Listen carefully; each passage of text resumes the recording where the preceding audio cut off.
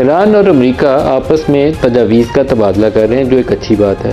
उन्होंने एक जहाज़ पकड़ा हुआ था ईरान का, और उसका अमला भी वो भी पाकिस्तान की वसातत से ईरान को वापस कर दिया, जो एक अच्छा कॉन्फिडेंस बिल्डिंग मैयर हम कह सकते हैं।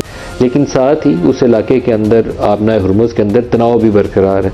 किसी कश्ती के ऊपर आज हमले की खबर आई, पहले कि वहाँ मिज़ाइल फायर हुए हैं, फिर यूएई से खबर आई कि उनका एडनॉक जो कंपनी है उसके ऊपर हिट हुई है और वो उसके ऊपर एहतजाज कर रहे हैं। बंदिश के हवाले से भी ईरानियन गार्ड्स अपना दावा कर रहे हैं और अमरीकी हुकूमत अपना दावा कर रही है। लेकिन बहुत बेहतर होगा कि ये अपनी लिमिट्स को टेस्ट करना बंद कर दें, जो ये दोनों कर रहे हैं। कोशिश ये कर रहे हैं कि दूसरा कितना मैक्सिमम एक्सट्रैक्ट कर सकता है। अमेरिका की कोशिश ये है कि वो जितना डरा धमका के ईरान को नीचे ला सकता है उतना लिया है।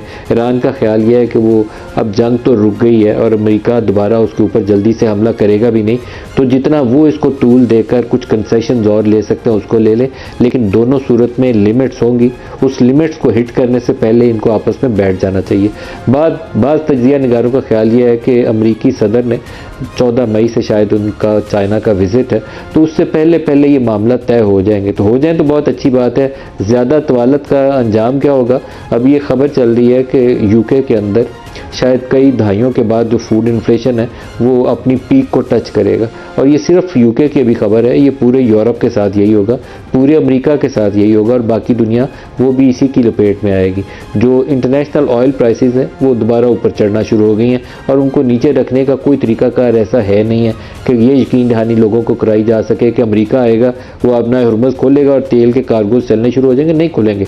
जब तक ये तनाव बरकरार रहेगा, वो अगर खोलने की कोशिश भी करेंगे तो आज एक हिट होगा, कल दूसरा हिट होगा।